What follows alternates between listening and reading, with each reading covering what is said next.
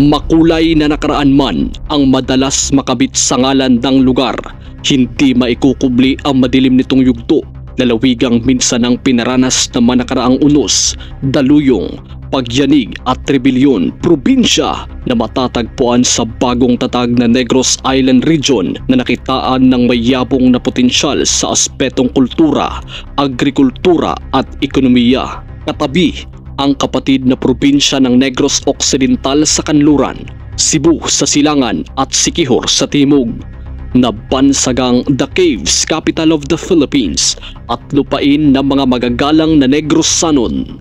Ang matuod-tuod nga Negrosanon, Negrense, isa ka tao nga mapinalanggaon, amahang langit nun, palambua, panalangini ning lalawigan kong mahal, ang probinsya ng Negros Oriental. Mga storyang dapat nating pag-usapan, dapat nating pag-aralan. Ito ang Tropa Storya.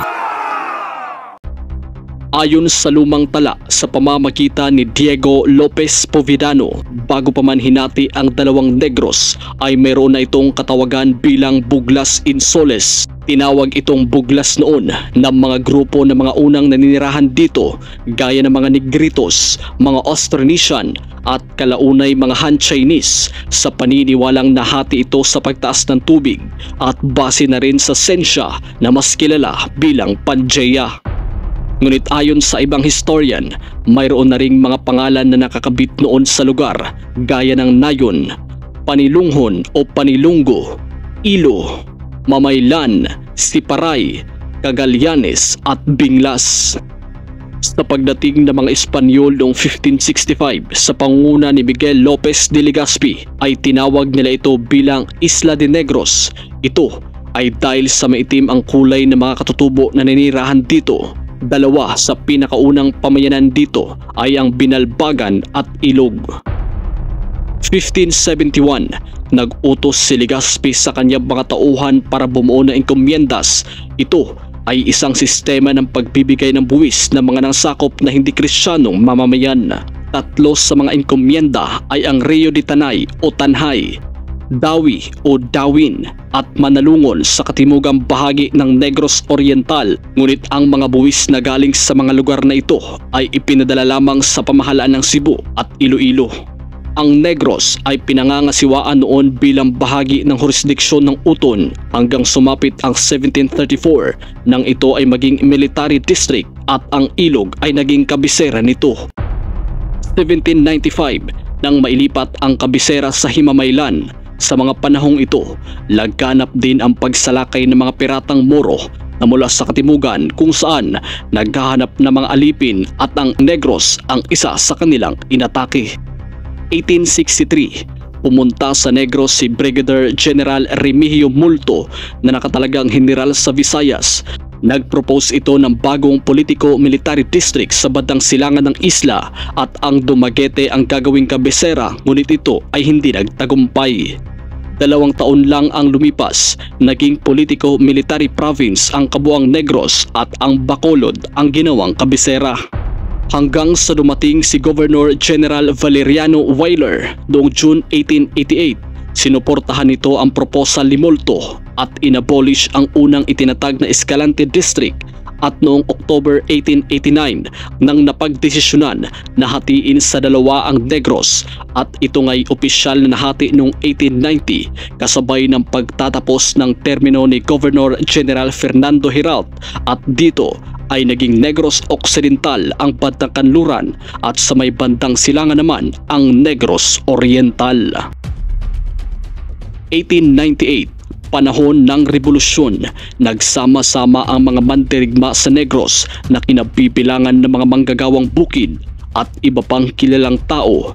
Pinamunuan ni Don Diego de la Viña ang Negros Oriental habang pinamumunuan naman ni General Juan Araneta ang Negros Occidental upang bumuo ng Republika de Negros at para tuligsain ang mga abusadong Kastila.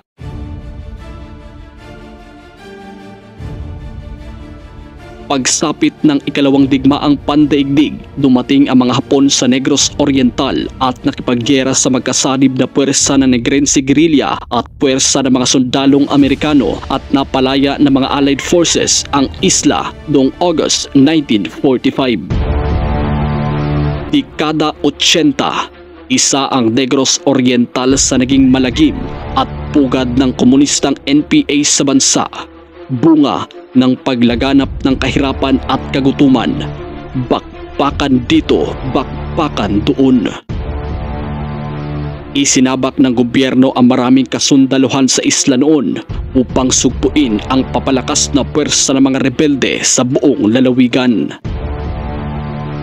Pebrero taong 2012, niyanig ng 6.9 magnitude na lindol ang Negros Oriental at lubhang naapektuhan ang munisipalidad ng Tayasan at iba pang bahagi ng probinsya kung saan umabot sa mahigit 50 katao ang patay. Higit 100 naman ang nasugatan sa naturang lindol.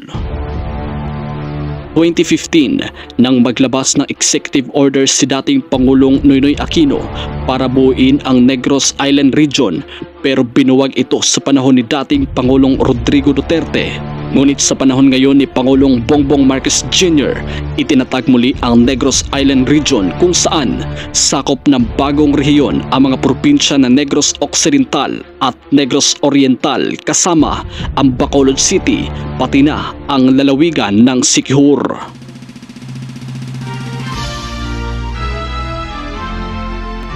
Binubuo ng 19 na munisipalidad at 6 na syudad tulad ng Bais, Bayawan, Canlaon, Tanhay, Dumaguete at Gihulngan, at ang mga munisipalidad ay ang Amlan, Ayungon, Bakong, Pasay, Bintoy, Dawin, Himalalud, La Libertad, Mabinay, Manhuyod, Pamplona, San Jose, Santa Catalina, Shaton, Sibulan, Tayasan, Valencia, Valle Hermoso at Zamboanguita.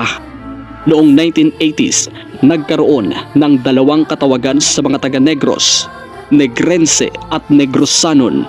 Ito ay dahil sa pagdating na mayayamang pamilya mula Iloilo. Ang tinawag na Negrosanon ay silang hirap sa buhay at Negrense ay ang mga may kaya. Pero sa ngayon, unti-unti na itong nabura at iisa na lang ang pangkalahatang katawagan ng isla ng Negros.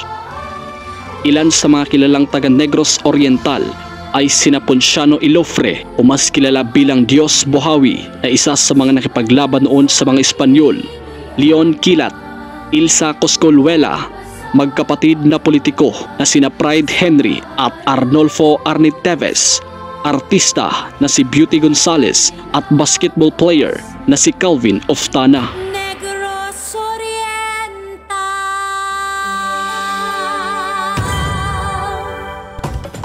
Ilan naman sa mga sikat na pagkain sa lugar ay ang bayi-bayi, budbud, Valencia Express na kapareho sa pagluluto ng Bicol Express, pero ang kakaiba lang nito ay hinahaluan ng prutas. Ang ipinagmamalaki nilang humba de froca na hinahaluan pa rin ng prutas. Mga festivals tulad ng Sinulog sa Himalalud, Guglasan Festival, Langob Festival ng Mabinay, Tawo-Tawo Festival ng Bayawan, Pasayaw Festival ng Canlaon at Kinaiyahan Festival ng Dawin.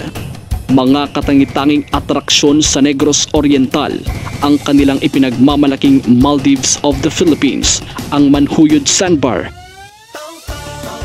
Turtle Island at Lake Balanan ng Shaton, at ang kilala bilang isa sa nangungunang community-organized marine sanctuary sa buong mundo, ang Apo Island na matatagpuan sa lungsod ng Dawin. Ang Apo Island ay nabuo raw sa pagsabog ng mga bulkan sa Negros Oriental, kaya kulay itim ang mga rock formation dito. Isa na ang tinatawag nilang Boluarte na isang malaking tipak ng bato na sasalubong sa mga turista sa entrada ng Apo Island.